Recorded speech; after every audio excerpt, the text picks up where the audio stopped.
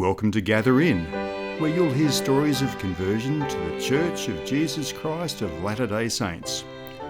If you have an interesting story to tell, please go to our Instagram page or send us an email to gatherin@proton.me.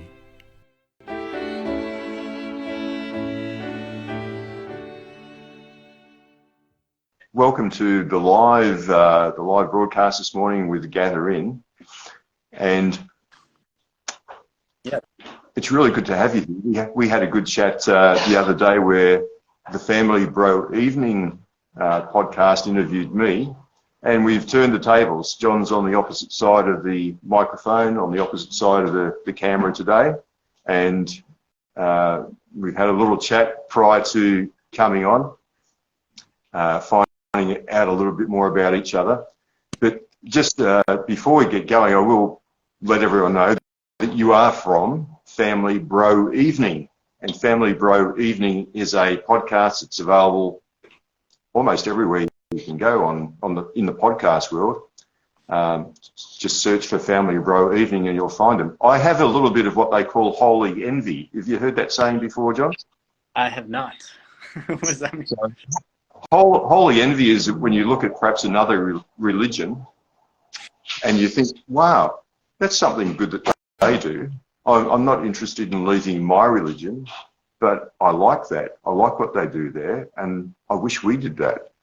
And what I have is holy envy for your name, because your name, Family Bro Evening, is so searchable, as opposed to my name, Gather In.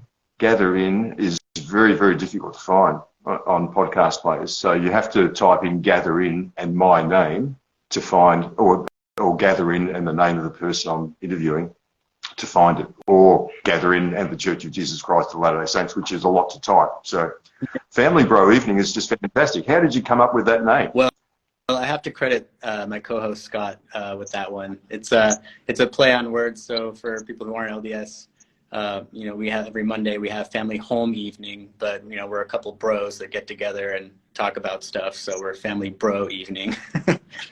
So so we have a good time on it. Thank you for having me. This is definitely a treat. We're super excited to connect with you and do that interview. We had a really good time. So I think that'll come out this weekend. If not this weekend, next weekend. But I'm pretty sure it'll come out this weekend. Fantastic. But once you just get massive and just start like blowing up the radio waves, you're going to Gather In. It's going to be at the top of everyone's search list. So you're fine. The algorithms for you. Absolutely. John, reading your bio on your website, you're from Washington State, but I know you live in Florida now. You're studying in Florida, is that correct? Yeah, I'm studying medicine out here in Florida. I'm at the University of Florida, but try to get as far away from Seattle as I possibly could from the state of Washington. Pretty rainy over there. I was going to say Washington's not too bad a place, but the weather's sort of nicer in Florida. Oh, I love it. It's actually kind of cloudy today, so it's not super great, but it kind of reminds me of Washington. It's really pretty gray over there usually. So. Yeah. It's one of the wettest places. Would be the wettest place in the States. Is that right? The wettest? Yeah, it rains almost 365 days a year. Right. That could be depressing. Indeed, it can. I don't mind the rain. I think it's fine. But when it's like drizzly and just constant, it's not really my favorite. But if it can pour like Florida does, it'll just be like 3 o'clock and dump for 30 minutes and then you're done. It's the best. Yeah. Wow.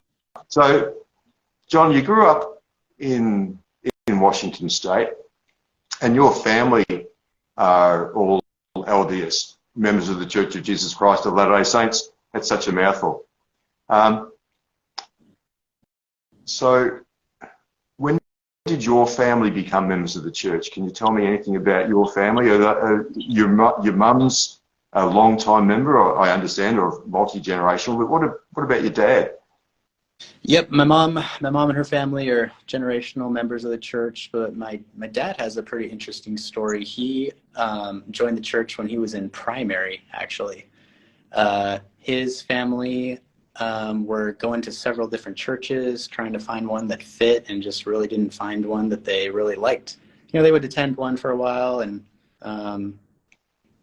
have good experiences, but just not anyone that really ever clicked until he got invited out to primary, actually, by a neighborhood boy that invited him out. And he, from like a young age, I think he was maybe 6 or 7, just had a profound experience where he just knew. And that's where he wanted to go. He just kept asking if he could go back. He just loved what he was being taught. He loved primary. He loved the classes and just felt at home there and just wanted to keep continuing. So with that, his sisters and brothers started going, and then his mom started going, and they became very involved and active in the church, except for my grandfather, who was extremely anti to the church. I think I told you before, I think if he could have piled all the books and pamphlets and everything into the middle of the street, he would have set it on fire and felt great about it. He just had every misconception about the church that is out there, from, you name it, just was so terrified that this cult was going to steal his family away from him and just wanted nothing to do with it. So, but despite his best efforts, everyone decided to serve missions and to get married in the temple, and he was like, wait, what? Starting to miss out on some stuff and realized that these were lasting, life-changing, profound spiritual experiences that his family was having kind of without him. And he just finally decided to kind of put his guard down and investigate the church and start to really consider it, and became one of the most powerful missionaries and servants in the gospel that Ward and Stake has ever seen. It's a pretty cool story. Really? Now, you mentioned before something about when your father was serving a mission, he served his mission in Germany. Is that right? Yeah. So my dad decided to pay for his entire mission by himself, worked himself to death to get himself out there because he didn't really have support from his dad. But really, worked hard, got out there, and of all places in the entire world, his dad, who was extremely anti and didn't want anything to do with the church, had a company conference out in Germany, exactly where my dad was serving his mission. And, my dad went to the mission president and said, is there any chance I can meet up with him? He's like, absolutely, you should. So my grandfather got to basically spend an entire day. I don't know if it was a day or 2 days, but at least an entire full day, from like morning to waking up to spending days studying in the morning to going out and proselyting and just being able to see what he does and what he teaches, and just, started to really like knock some boards loose as far as, what they were actually doing, what they were teaching, and how meaningful it was to my dad and his life that this wasn't just kind of a fad. This wasn't just kind of something that they were just kind of doing to, socially because they had friends. It was like, no, these are profound, life-changing experiences that they're having, and it's actually kind of unifying them together and having these amazing things happen. But he's kind of getting left out of that, and was just kind of bewildered, I think, for a while. Yeah. So this was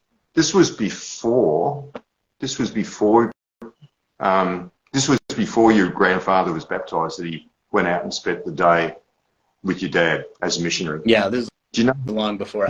That was probably the first real experience he had where, boards were starting to get knocked loose as far as, realizing that this was a real thing in the family, and that this was,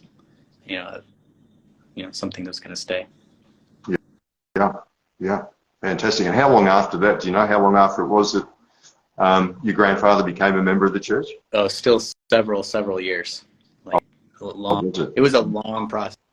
It was, planting seeds along the way, but that was one of the first experiences I think that he could point to where he really started to take a look at what was being taught and what was happening in his family. So yeah, it was a really, really cool experience for him, and for me as a grandchild to kind of learn that story and just really applaud my dad as someone of strength to do that. That's not easy. Yeah. Sounds like I need to interview your dad, actually. Can you line me up? I'm sure he'd love to talk to you. Fantastic, fantastic. And just before we close up on that, do you know how old your grandfather was when he was baptized? Oh, I'm sorry, the connection cut out. What's that? Yeah. Do you know how old your grandfather was when he finally took the plunge? And man. His 70s. Okay. Interesting. I baptized my father when he was 88 years old. Is that right? He would have had, he had at least one or two missionary discussions when I came home from my mission. And I always remember the missionaries teaching him the plan of salvation, the 3 degrees of glory. And Dad says, that middle one there, what's that called? The terrestrial kingdom? Yeah. What do you got to do to get there? Well, that one's for me. That'll do me. Don't have to do anything to get there. Just got to be a good fella. So that was early on, but later in his life, he came to live with my wife and I. And I think my daughter was on a mission at the time. Anyway, he came to live with us, and the first Sunday he was with us, he just got up in the morning and started putting on the nice clothes to come to church. And I said, what are you doing? He said, I'm coming to church. I said, oh, okay. So he rocked along to church with us, and we were just doing our normal sort of stuff, having people around like we always did. And eventually he said, how do I get into this outfit? What do I do? And I said, oh, you got to have the discussions from the missionaries. So he sat down and had the missionary discussions and was baptized sometime later at 88 years of age. So it's never too late. Never too late. That's right. There's always time left. Yeah. He was never anti like your grandfather was. He was always sort of, terrestrial kingdom will do. That's okay. You can do what you want to do. I'll do what I want to do. That's all good. But he eventually came along. So that was great. Yeah. So some parallels there. Yeah. I find almost every time I talk to someone, there's some sort of close parallel between your life and my life, whatever. So you basically grew up in the church. Was religious practice in your home? You would have had the normal LDS stuff, family home evening, scripture study, family prayer, all that sort of stuff. How did that all go when you were growing up? We tried. I mean, we called it family home lecture instead of family home evening. So we would just kind of, okay, mom and dad are going to read the scriptures at us, and just like, so it kind of fell apart a lot. But we kept trying and stuff. But I think we had more family prayer than anything, maybe than scripture study. But we definitely had prayer a lot, and that was always a positive. But but we always went to church. Church was a big deal. Young women's was a big deal. Always went to Mutual on Wednesdays. We're active there. But we weren't the perfect LDS family that checks all the boxes, that says we did this every Tuesday or Monday or whatever, and every Sunday we did that. It's not the Instagram picture perfect setup that we had. But I gather your mum and dad were probably busy with callings in the church, with jobs in the church, so to speak. My dad definitely was. He had several callings. He was Scoutmaster a lot, so he worked with me a lot in Boy Scouts and venturing program. My mom actually I grew up with my mom being sick most of my life. In fact, she's passed away now about 8 years ago. But so it was really hard for her to be able to go to church and participate that way. But she always had the most stalwart faith. She just always was able to just have the most amazing eternal perspective about things, despite being chronically ill. But yeah, so my dad really was he was in the bishopric at one point. I know he was in elders quorum at one point, but did a lot of scouting. Like that was where he really liked to be in young men. So, Can I ask how old you were when your mum passed away? She passed away about 8 years ago. So that was about 24, 25. So you'd come home from your mission by that stage, I gather?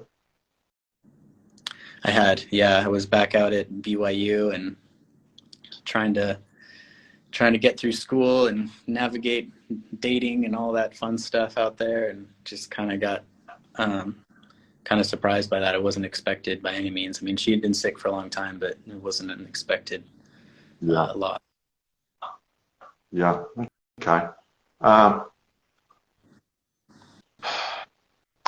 Going through your teenage years, was there ever a time where you were perhaps questioning, doubtful, not fully engaged perhaps? How did you navigate teenagehood? Because that's usually the most difficult time for most young men and young women growing up in the church.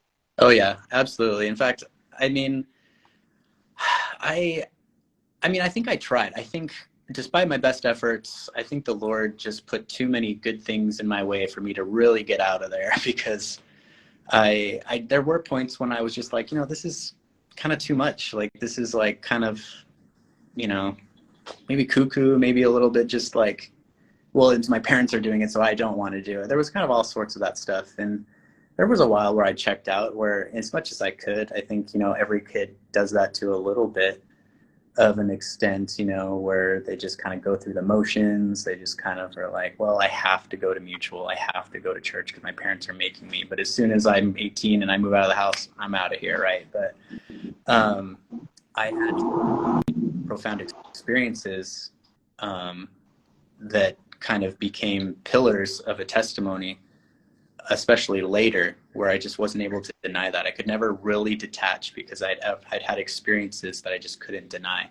And I grew up with a really good young men's group. I really attribute my young men's leaders and my friends that I had in the church, who were all good guys and striving to be better as well, and really stay on the path to be a good person. And so it's hard to be rebellious when you're surrounded by like a lot of good people, and like that's the cool thing to do, and just try and be a good person. So like I did check out, I did go through that for a little while, but never really got away.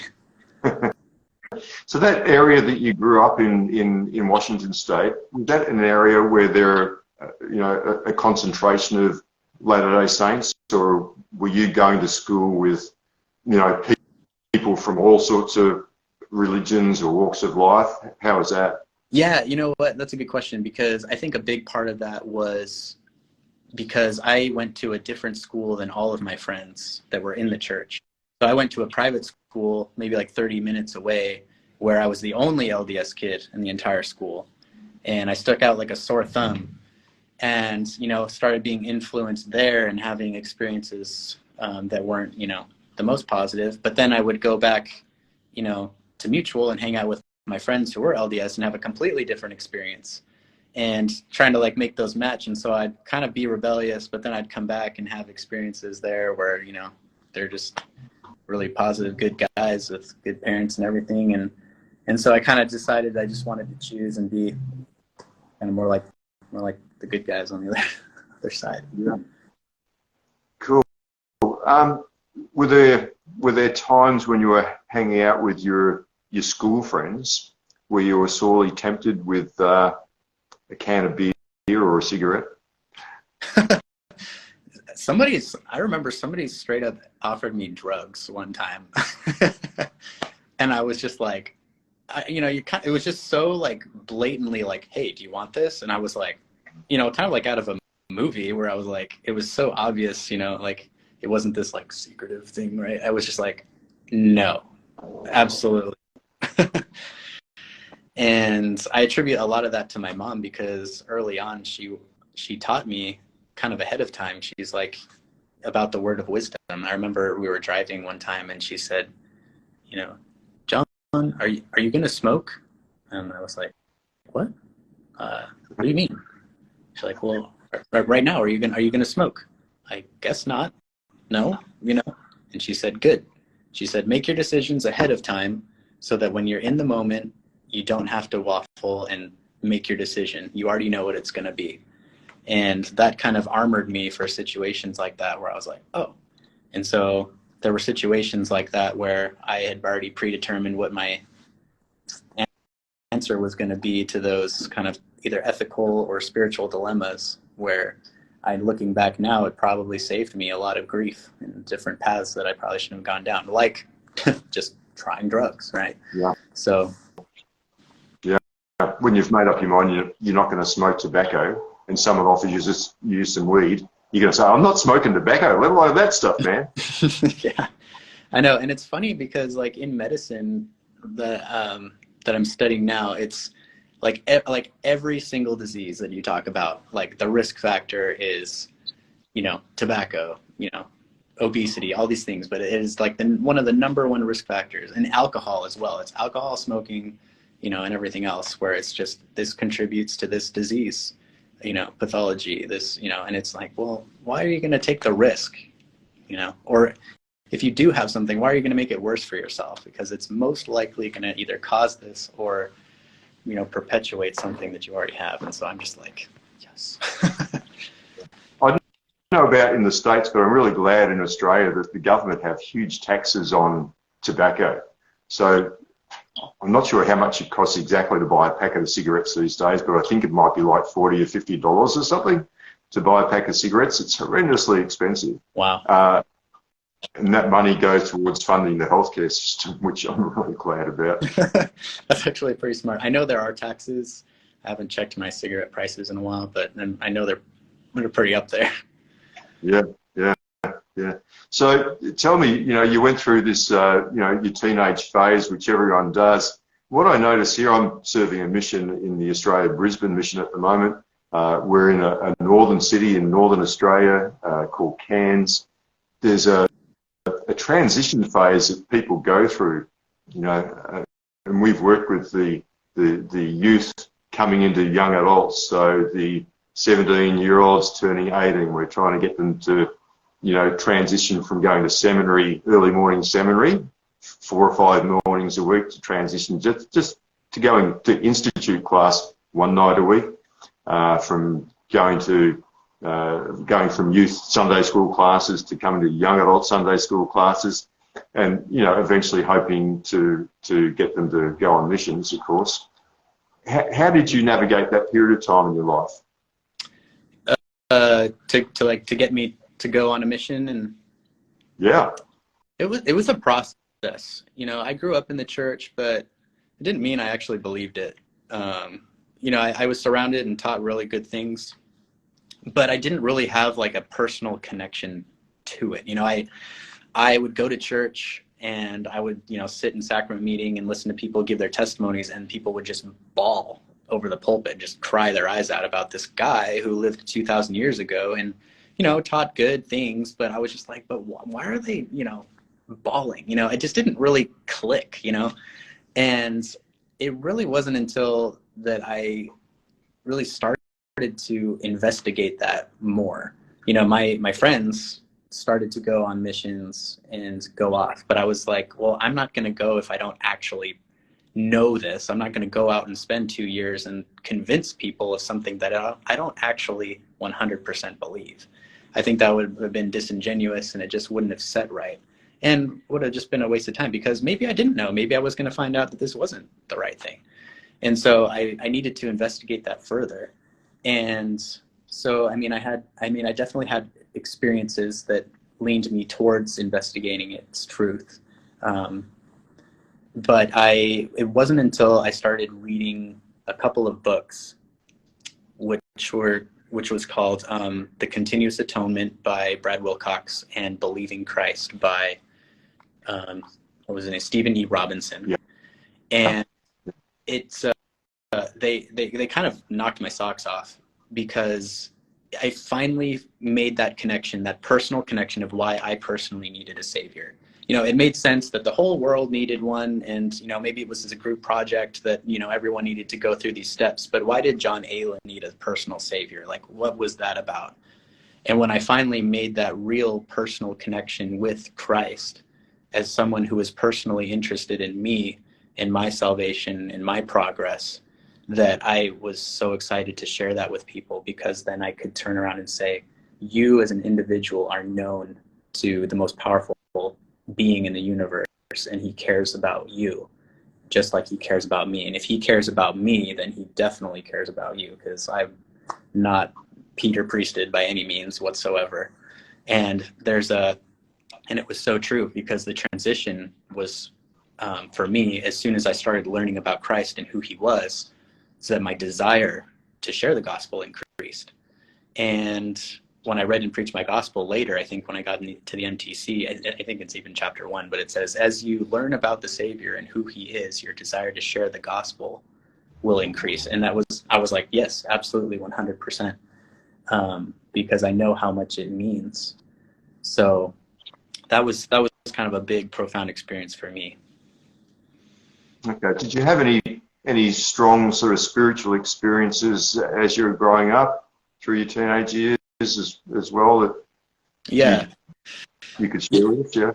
Yeah. I mean, there's definitely a few, because I could never just completely, be rebellious and just walk away, because I had had experiences with the church and with the priesthood. We were really active in scouting. My dad was scoutmaster, and a couple of the dads were my best friends, and their dads were in the young men's program as well. And we decided to go hike Mount Rainier. We were going to a base camp on Mount Rainier. If anyone's familiar in your audience with Mount Rainier, it's 14,000 feet in the state of Washington. It's just massive. And you hike up about 10,000 feet to base camp. And then if you want to go summit, which is super dangerous, you should get a company to go do that with you. But you can summit, and it takes about a day to get up there.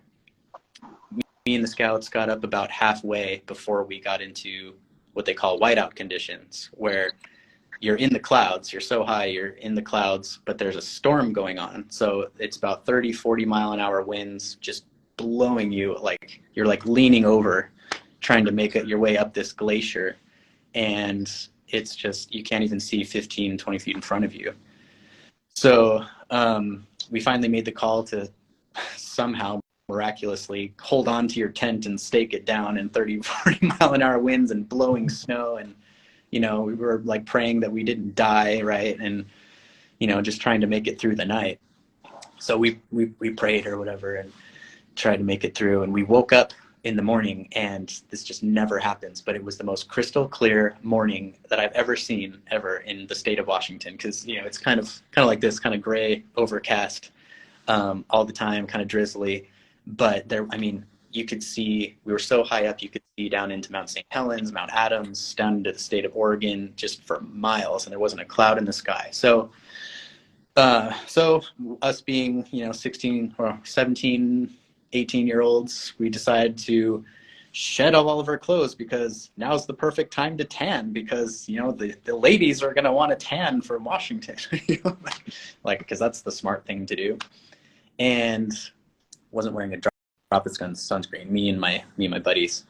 So we hiked all day on the glacier. We hiked all the way up, all the way down, and I was sunburned so bad, like 2nd-degree burns all over my face, neck, arms, that I started immediately blistering, just turning into like this just nasty burn victim that had just scorched his face. Like, it was bad.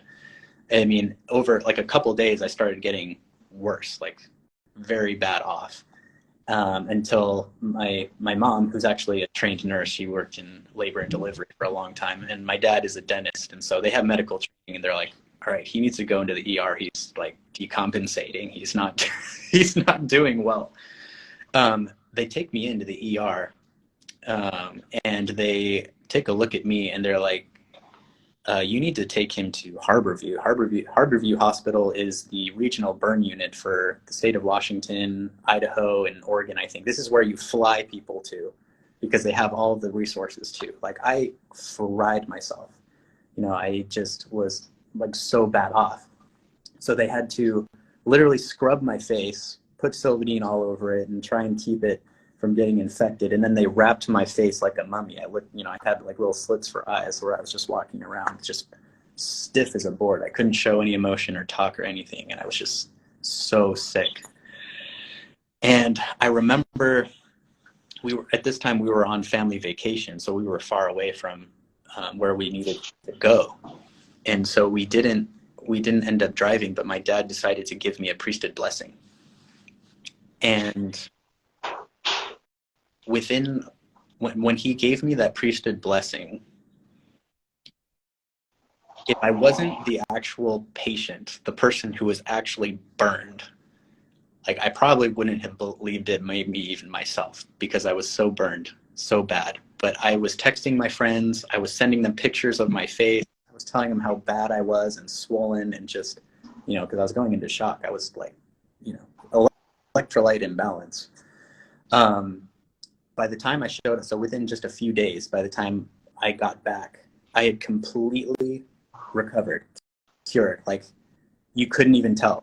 In fact, people were like, I thought you were in the hospital. I thought you were dying. I saw the pictures. Like, what happened? And I said, I had to preach the blessing. I can't explain it. I'm completely cured. And in fact, I never had better skin since then. I just was so just like soft. But I was healed. I was completely healed, and I knew it. I just knew that I was, that there was no way that was going to heal that quickly and that completely, leaving no scars and no lasting damage from what I had that quickly. And the only thing that was different was that my dad had given me a priesthood blessing, because everything else was just beyond the capabilities of the medical staff from where we were. Wow. Yeah, that's quite a story, and it's not a unique story by any means. There's lots of instances of people being healed through having the faith of their parents or their own faith to ask for a priesthood blessing and getting that.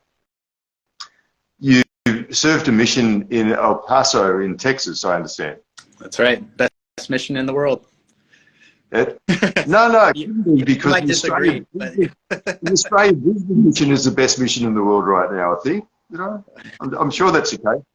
But anyway, El Paso, Texas. Tell us a little bit about your mission and any standout experiences while you were serving as a missionary. My mission was amazing. So I was originally called to the Tucson, Arizona mission. I was about a year out, and they decided to split the mission in half. And so I was on the east side of the mission and was adopted into the Albuquerque, New Mexico mission. The coolest thing about being a missionary that I thought was that it was like you could know exactly where you were supposed to be out of every continent on the world, out of every country, out of every city, out of every street and house. You could know you were exactly in the right place at the right time doing the exact thing you were supposed to be doing, because you were so driven by the Spirit to know where you were supposed to go and who you were supposed to talk to, that you could just be like, I am on the Lord's errand and I know who to talk to. And I had experiences where there was something in my brain where I was like, someone would come into my mind and I would say, Elder, we need to go visit this person right now. Like, 2 days ago, they just said that they didn't want to talk to us anymore. Like, we need to go. Like, we need to be there right now. And I kid you not, we would knock on the door and they would just come just in tears, bawling. Like, I'm ready. I'm ready to accept the gospel. What do I need to do? And there we were. Or I would see a street sign in my head that I haven't even been there yet. And we would be driving and I would just be like, Elder, go down this way. And he said, where are we going? I said, I don't know yet. But we would drive and I would say, no, it's not that one. No, it's not that one. Yes, turn down here, right here. It's this street. The first door we knocked on, same thing. This girl would come to the door and just sobbing, having this problem that we could share a scripture with her and talk to her and teach her. And just so many experiences like that where you're just like, I'm not making this up. Like, I'm not just, doing this. Like, I am led by something that's greater than I, so that I know that I'm doing what God wants me to do. And you could do that as a missionary all the time. Yeah. Look, we see that and we experience that all the time now, serving as senior missionaries. My wife and I both served as missionaries when we were young, a long time ago. And it's great to re-experience that now. It's fantastic. John, you've been a member of the church all your life. Is there something about the gospel? Is there some sort of favourite thing you have that you could? It's sort of like your hobby within the gospel almost. Is there a favourite thing? I know in your podcast you cover all sorts of subjects. Anything's open for discussion there, which is great. I'm very focused on conversion. But is there something in there that's sort of your sort of special thing in the gospel? Well, I still like to say I'm a convert to the church, because even though I grew up in the church and still a member, I still have to be converted to it. It's not enough to go through the motions, and it changes every day. I'm not 100% on everything all the time. We learn new things and have experiences that cause us to have to strengthen our faith and try more things. But I think that that's probably one of the things that I love about the gospel the most, as part of why I do the podcast, is because there's so much knowledge to be gained from the gospel of Jesus Christ. There's a spiritual testimony that I have, but there's also an intellectual testimony that I have of the church, to where you can reason through a lot of the things that you're taught throughout the scriptures to be able to know what the right thing to do is. There's a lot, to me, within the context of the church, it makes sense. There's not a lot of mental gymnastics that I feel like that I have to do in order to believe in the church. I feel like that there's a natural progression of why things are done in certain ways and why it's structured the certain way. For example, why is the church just an obvious example, a quick example would be Christ came to the church, or to the world, and established a church. He said, one Lord, one faith, one baptism. He was very intent on what he did. He didn't waste his time. He did things very deliberately and specifically. And part of that was giving priesthood to those people who were going to stay here and be left behind and administer his church. It makes sense that the church that he established would be a similar organization now as what he taught and dictated in the scriptures, and things like that, and what his nature is and what he does to be able to administer that church. So there's an intellectual side, and you can even get into the Book of Mormon and where all that came from. That's interesting, but there's a spiritual component, there's an intellectual component as well.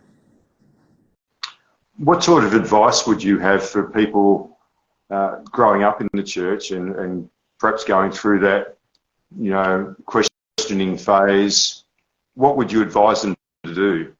Is there any particular book or website or anything that you would steer someone towards that would be helpful for them in that, in a questioning, doubting sort of phase? Yeah, that's a good question. I think it's harder than ever for people to be members of the church right now. There's a lot of opposition. There's a lot of false information out there.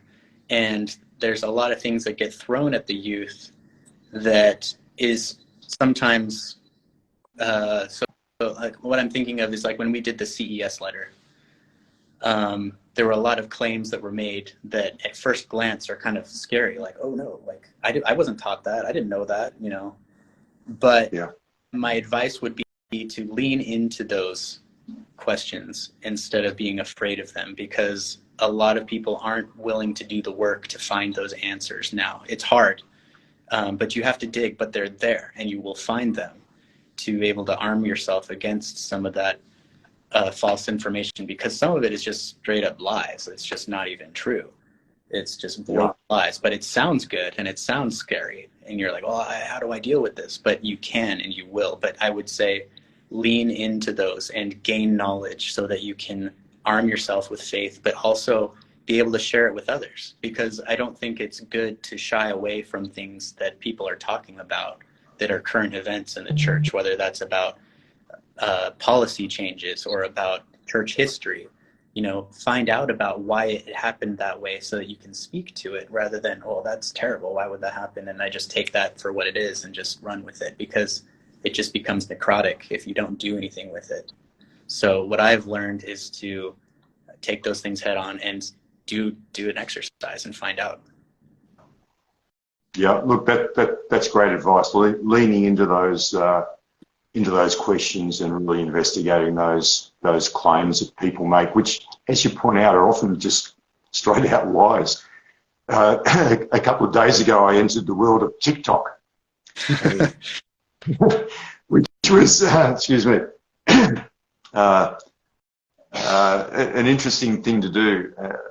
And I got into searching around TikTok, so I started a TikTok channel. I started uploading some short videos, some reels that I take from these longer interviews onto TikTok.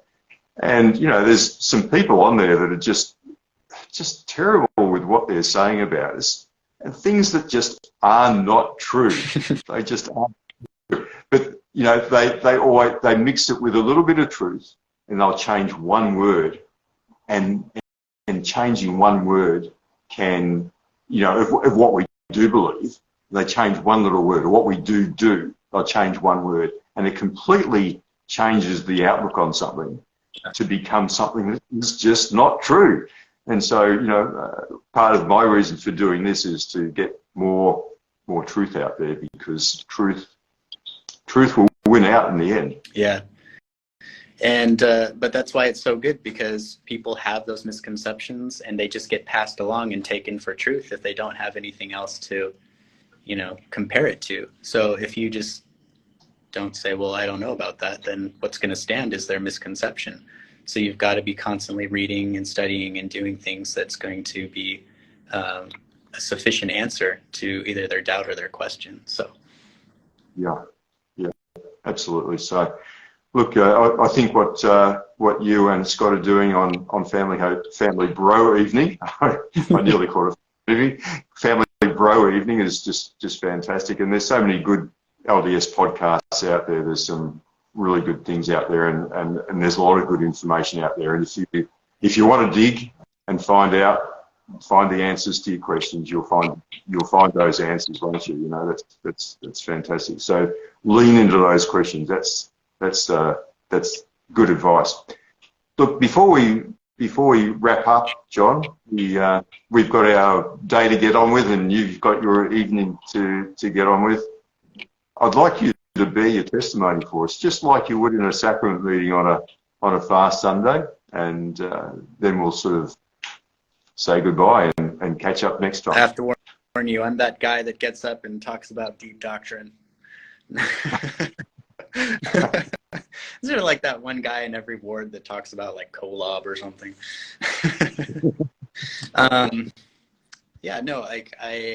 I'm super thankful for this opportunity. It's good for me to, I do it a lot on Family Bro Evening, but not in the context of like a personal testimony where I'm able to kind of talk from the heart. It's kind of a more of a rational discussion take on it. But I know the church is true. I don't just know it. I feel it. It's how I see the world. It's how I interpret the environment around me, why I do what I do. It has become a way of life for me because of the impact it's had on me from a very young age. The profound impact that the Savior had on my life constantly. And I'm just incredibly grateful for him. The answers to the most perplexing questions of our time, who are we? What are we doing here? What's this all about? Where are we going? What does it all mean? It all can be answered and can give you hope for the most difficult, most perplexing, confusing situations in each of our lives. And they are complex. They are not easy. They're not just the cookie cutter answers all the time. But the answer is always the same, and it's always the Savior, Jesus Christ.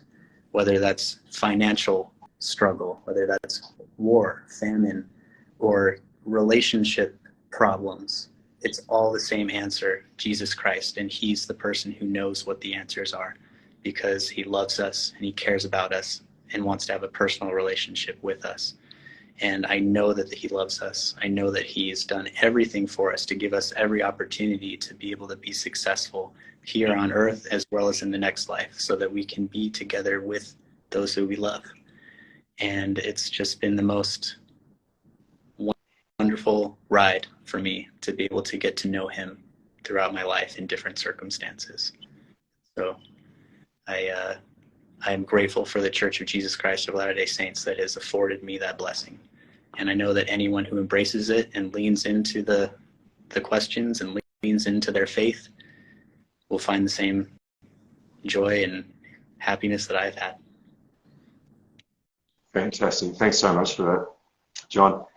As you were talking about answering life's questions, I often look at society around me and I think, wow, if they just had the self-reliance program running here, that would have solved that problem. Or, you know, if they adopted the ministering program, yeah, that would solve those problems in society. Or, you know, if everyone just had family home evenings and family prayer, you know, we'd have better families and we'd have less crime.